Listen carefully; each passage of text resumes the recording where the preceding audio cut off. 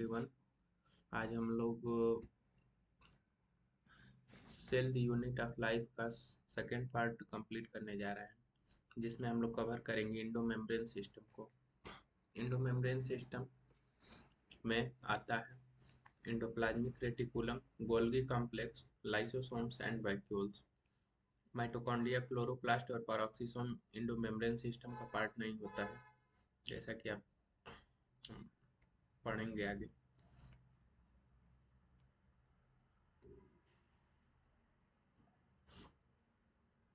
आइए पढ़ना शुरू करते हैं इंडोप्लाज्मिक रेटिकुलम से। तो इंडोप्लाज्मिक रेटिकुलम दरअसल एक नेटवर्क होता है छोटे छोटे ट्यूबुलर स्ट्रक्चर का, जो साइटोप्लाज्म में होते हैं, जिसको हम केवल इलेक्ट्रॉन माइक्रोस्कोप के थ्रू ऑब्जर्व कर सकते हैं। यूकैरियोटिक सेल में ये पाए जाते हैं। ये डिवाइड होते हैं दो स्पेस में, जिसमें होते हैं इंट्रासेलुलर स्पेस जिसको बोलते हैं, इंट्रामस दो, और इंटरमिस इन बिटवीन होता है। जनरली आप जानते हैं luminal compartment inside endoplasmic reticulum में होता है, और एक्स्ट्रा ल्यूमिनल कंपार्टमेंट जो होता है वो साइटोप्लाज्म में होता है। टाइप्स ऑफ इंडोप्लाज्मिक रेटिकुलम, इसके टाइप्स कितने तरह के होते हैं? तो दो तरह के होते हैं इंडोप्लाज्मिक रेटिकुलम के। रफ इंडोप्लाज्मिक रेटिकुलम और आपके स्मूथ इंडोप्लाज्मिक रेटिकुलम होता है। आइए, रफ इंडोप्लाज्मिक रेटिकुलम का क्या काम होता है कि यह राइबोसोम्स के आउटर सरफेस पे अटैच्ड होता है। कॉमन सेल्स एक्टिव होता है और एक्ट करता है प्रोटीन सिंथेसिस में, मुख्य भूमिका निभाता है या रोल प्ले करता है, और सेक्रेशन में। Extensive and continuous with outer nuclear membrane, यह एक्सटेंसिव और उसके साथ आउटर मेम्ब्रेन के, न्यूक्लियर मेम्ब्रेन के बाहर और उससे जुड़ा हुआ रहता है। Smooth endoplasmic reticulum lakhs ribosome, इसके ऊपर राइबोसोम्स नहीं होते हैं। ये अपीयर होता है smooth, major site for lipid synthesis. Rough endoplasmic reticulum ये आपका जो बनाता है प्रोटीन सिंथेसिस बनाता है और सेक्रेशन करता है, जबकि smooth endoplasmic reticulum lipid synthesis का काम करता है। एनिमल सेल्स में synthesize lipid like steroidal hormone, यह एनिमल सेल में स्मूथ इंडोप्लाज्मिक रेटिकुलम सिंथेसाइज करता है, जैसे स्टेरॉयडल हार्मोन को आप इस फिगर में देख सकते हैं।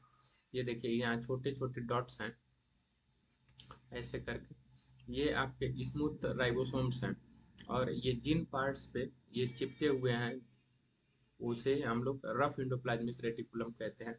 और इस साइड देखिए ये नहीं है, तो इन्हें हम स्मिथ इंडोप्लाज्मिक रेटिकुलम बोलते हैं। ये न्यूक्लियर इन्वेलप है, ऊपर से ढका हुआ है, और ये न्यूक्लियर कोर है। अब हम आते हैं गोल्गी अपैरेटस पे।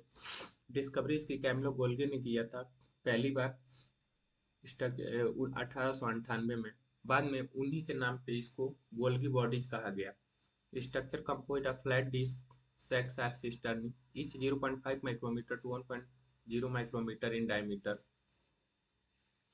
यह बना होता है एक फ्लैट डिस्क की तरह होता है सेक्स, और उसमें सिस्टर्निंग होती हैं। ये देखिए, ये सिस्टर्निंग है जैसे, और प्रत्येक सिस्टर्निंग 0.5 से 1.0 माइक्रोमीटर होता है डायमीटर में। इसका अरेंजमेंट कैसे होता है? Cisternae are stack parallel to each other, cisternae एक स्टैक्स पैरेलल होती हैं एक का दूसरे से, ऐसे पैरेलल होती हैं,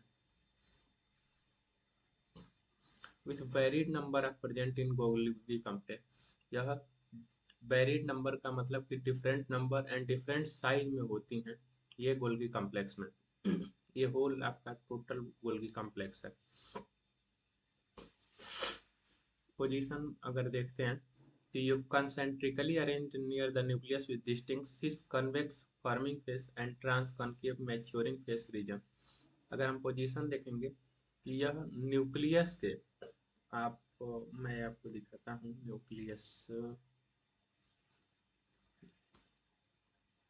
तो यह क्या होता है कि कंसेंट्रिकली अगर न्यूक्लियस के, तो यह डिस्टिंक्ट सिस कन्वेक्स फेज में जिधर फेस बनाता है, और ट्रांस जिधर होता है वो मैच्योरिंग फेस होता है। तो ये आपका ट्रांस फेस है और ये सिस फेस है। अगर ऐसे होगा, ऐसे, तो ये देखिए ऐसे करके, तो ये आपका सिस फेस है। और ये वाला पीछे वाला हिस्सा मैच्योरिंग फेस, ट्रांस फेस है। यानी ये बनने वाला हिस्सा है, और ये जैसे जैसे मैच्योर होता जाता है वो सीधा होता जाता है और बड़ा होता जाता है। इसलिए मैच्योरिंग फेस इसको बोले हैं। The cis and trans face are different but interconnected. Cis और ट्रांस फेस डिफरेंट तो हैं, लेकिन ये देखिए ये सिस और ट्रांस फेस इंटरकनेक्टेड हैं एक दूसरे से। इसका फंक्शन क्या होता है? Primarily responsible for packaging material for intercellular targets और secretion outside the cell.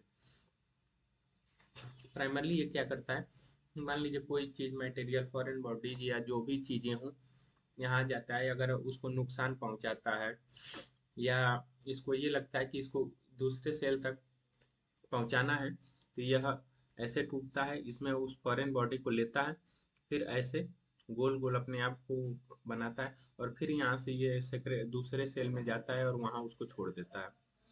Interaction with endoplasmic reticulum. Vessel from endoplasmic reticulum fuses with cis phase and move towards the trans phase, showing close association in endoplasmic reticulum. या BECIL जो होते हैं, ये देखिए ये जो हैं आपके बेसिल्स हैं, वो इंडोप्लाज्मिक रेटिकुलम से फ्यूज होते हैं सिस फेज की तरफ, इस साइड की तरफ, और फिर वहाँ से ये मूव करते हैं ट्रांस फेज की तरफ, मैच्योरिंग फेज की तरफ, और इंडोप्लाज्मिक रेटिकुलम से जुड़े होते हैं। मैं आपको सेल्स दिखाता हूँ, ये कैसे जनरली होते हैं, ये देखिए।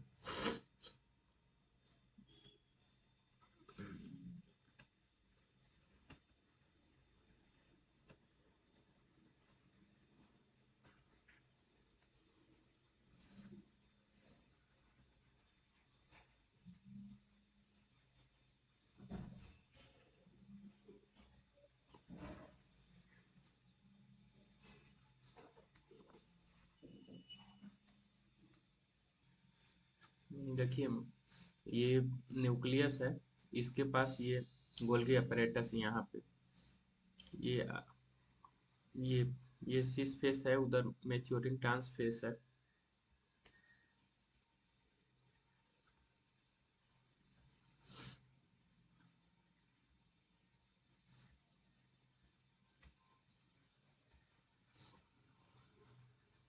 तो इसमें pro, protein modification modifies protein synthesized or ribosome on the endoplasmic reticulum within its cisternae before release from the transphase। यह प्रोटीन को सिंथेसाइज करता है और फिर मॉडिफाई करता है, और ट्रांसफेज में रिलीज से पहले सिस्टर्नी के द्वारा जोड़ दिया जाता है। रोल इन की site for formation of glycoprotein and glycolipids. यह की साइट्स होता है ग्लाइकोप्रोटीन और ग्लाइकोलिपिड्स के लिए भी, गोल्गी अपैरेटस। अब हम आते हैं लाइसोसोम। लाइसोसोम एक तरह से बहुत ही इम्पोर्टेंट स्ट्रक्चर है जो फाइगोसाइटोसिस का काम करता है।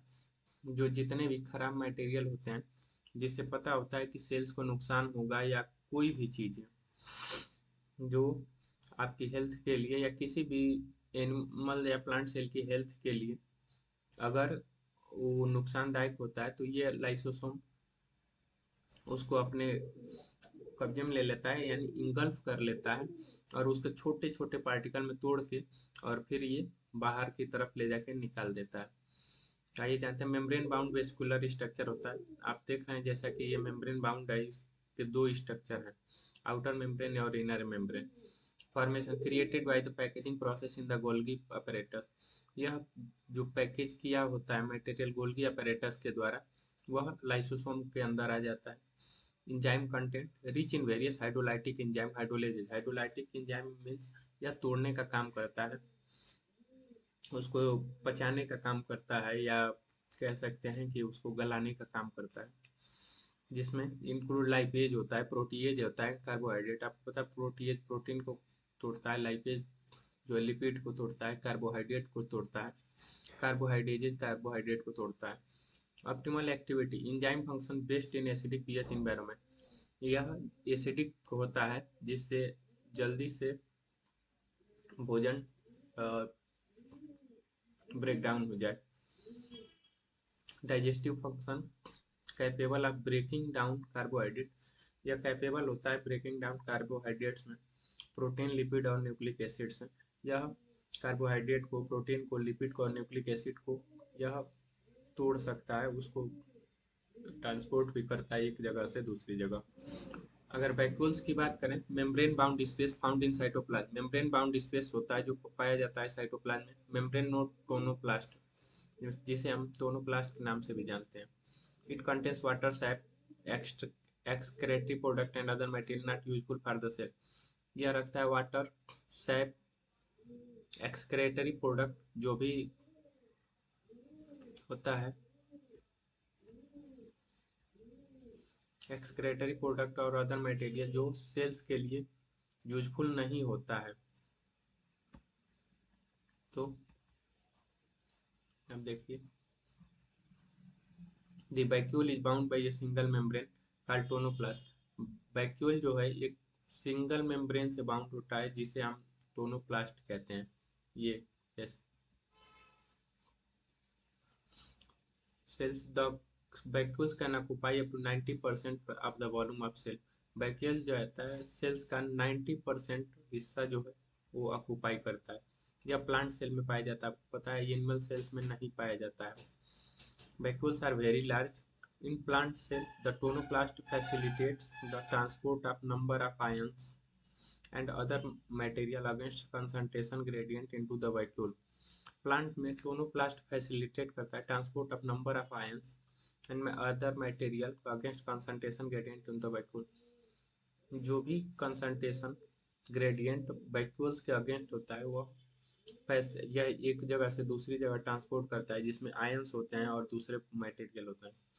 इन amoeba the contractile vacuole is important for excretion and osmoregulation. Amoeba में यह कंटेक्टाइल वैक्यूल इम्पोर्टेंट होता है एक्सक्रेशन और ऑस्मोरेगुलेशन के लिए।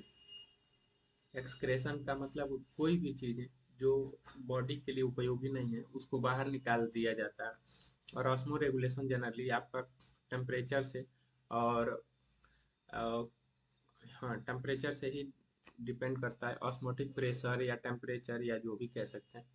तो इसमें क्या होता है कि हाइपोटोनिक, आइसोटोनिक और जो भी आता है सॉल्यूशन उसके थ्रू यह कंट्रोल करता है उसको। अगर आपका इनर साइड ज़्यादा सॉल्यूशन गाढ़ा हो गया तो उसको फिर वो मेंटेन करता है, या ज़्यादा पतला हो गया तो उसको मेंटेन करता है। हाइपो आइस हाइपर और आइसोटोनिक मैंने पिछले लेक्चर में बताया है, अगर आप नहीं देखे हैं तो पिछले वाला लेक्चर जाके जरूर देखें। In many cells like protist food vacuoles are formed by engulfing the food particles. Protista में बहुत से फूड वैक्यूल्स जो होते हैं वह बनते हैं इनगल्फ द फूड पार्टिकल के द्वारा। जब वो फूड पार्टिकल को इनगल्फ करते हैं तो उसके थ्रू ये बनते हैं। ये देखिए वैक्यूल्स का पार्ट, ये न्यूक्लियस है, ये पूरा वैक्यूल्स है जिसके अंदर न्यूक्लियस होता है। ये टोनोप्लास्ट है। अभी इसमें टोनोप्लास्ट मैंने बताया कि ये सिंगल मेम्ब्रेन होता है। ये membrane bound space found in tonoplast. ये देखिए ये वैक्यूल होता है, ये टोनोप्लास्ट। अब बात करते हैं हम लोग माइटोकॉन्ड्रिया की। Visibility not easily visible under a microscope unless specifically stained. जब तक इसको स्टेन न किया जाए, जैसे कोई कलर न इसको दिया जाए, तब तक यह आपको माइक्रोस्कोप के अंदर में इजीली नहीं देखेगा। Number varies cell varies per cell depending on the cell physiological activity. इसकी किस जगह पे, किस सेल पे फिजियोलॉजिकल एक्टिविटी क्या है, उसी के बेसिस पे आपका इसका नंबर वेरी करता है। कहीं 2 हो सकता है, कहीं 4 हो सकता है, कहीं 400 हो सकता है। टिपिकली ये सॉसेज शेप होता है या सिलेंड्रिकल शेप। सॉसेज शेप मतलब तस्तरी शेप। अगर आप एलियन को जानते हैं तो एलियंस की जो मूवियों में दिखाई जाती हैं, तो उसके यान्स जिससे वो ट्रेवल करते हैं वो इसी तरह का होता है, सॉसेज शेप टाइप का, ऐसे गोल टाइप का, ऐसे जिसको हिंदी में तस्तरी बोलते हैं या सिलेंड्रिकल शेप जिसे बोलते हैं। डायमीटर 0.2 से 1.0 माइक्रोमीटर होता है। एवरेज आपका 0.5 माइक्रोमीटर होता है। एवरेज आपको पता है कैसे निकालना है कि दो अगर संख्याएं दी हैं तो उनको जोड़ के और दो से डिवाइड करना होता है।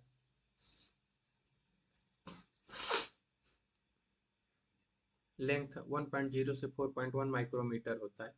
डायमीटर जो होता है वह 0.5 माइक्रोमीटर होता है और लेंथ जो होता है वो जनरली उससे बड़ा होता है। स्ट्रक्चर डबल मेम्ब्रेन बाउंड होता है with an outer and inner membrane. Double membrane bound होता है, एक आउटर मेम्ब्रेन होता है और एक इनर मेम्ब्रेन होता है।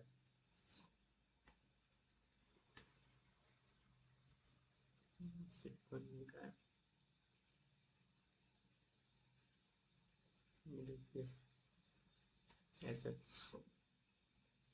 To compartment, outer compartment and inner compartment matrix. Outer compartment होता है और एक इनर कंपार्टमेंट जिसको हम लोग मैट्रिक्स कहते हैं। इनर कंपार्टमेंट को इसको याद कर लीजिएगा आप। Outer membrane continuous boundary, outer membrane continuous boundary के थ्रू होता है और inner membrane form infolding cristae increasing surface area. आप अभी दिखाएंगे। इनर मेम्ब्रेन जो होता है वो ऐसे करके होता है, इसलिए होता है कि अगर इसमें कुछ आता है तो ये अपने आप को एडजस्ट करता रहता है, या तो इंक्रीज कर लेगा सरफेस एरिया, ये देखिए यहाँ कोई आएगा तो ये यहाँ से यहाँ चला जाएगा और जिससे सरफेस एरिया इंक्रीज हो जाएगा। इनफोल्डिंग इसको हम लोग क्रिस्टी कहते हैं। ये सब टॉपिक इम्पोर्टेंट है नीट के लिए।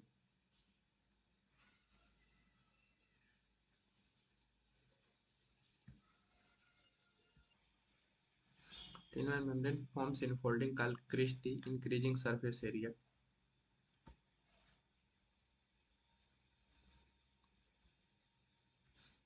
मैट्रिक्स पाया जाता है dense homogeneous substance inside the inner compartment. Matrix में जो डेंस होते हैं होमोजीनस सब्सटेंस पाए जाते हैं इनर कंपार्टमेंट में। दो कंपार्टमेंट मैंने बताया, आउटर कंपार्टमेंट और इनर कंपार्टमेंट होता है।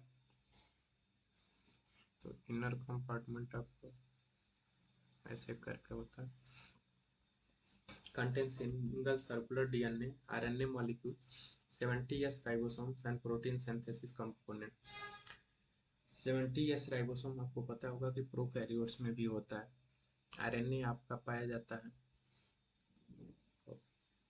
बैक्टीरिया में या वायरस में, इसमें वो भी पाया जाता है। सिंगल सर्कुलर डीएनए होता है। प्रोटीन सिंथेसिस कंपोनेंट्स भी होते हैं। फंक्शन क्या करता है, तो ये एरोबिक रेस्पिरेशन का साइट्स है जहाँ पे एरोबिक रेस्पिरेशन होता है।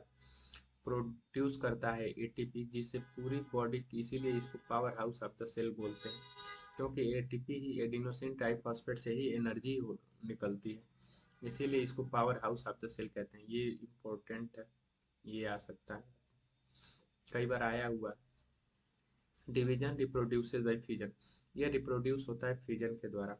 कोई भी सेल्स जो होती हैं, जो दो सेल्स जो होती हैं वो टूट जाती हैं आपस में करके, तब जाके ये नया सेल जनरेट होता है। ये दो सेल्स बन जाती हैं।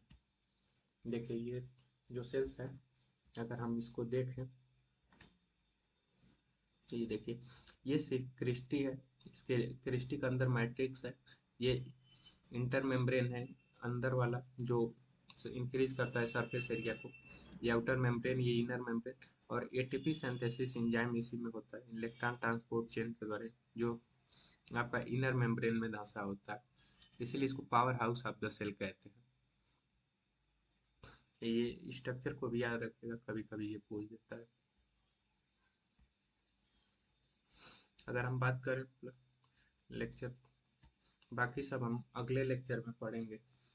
आपका देखने और सुनने के लिए धन्यवाद। अगर आपको अच्छा लगे तो आप कमेंट करिए, मुझे बताइए कि ये लेक्चर कैसा लगा है आपको, और फिर हम लोग अगले लेक्चर में अगला कवर कंप्लीट करेंगे। Thank you.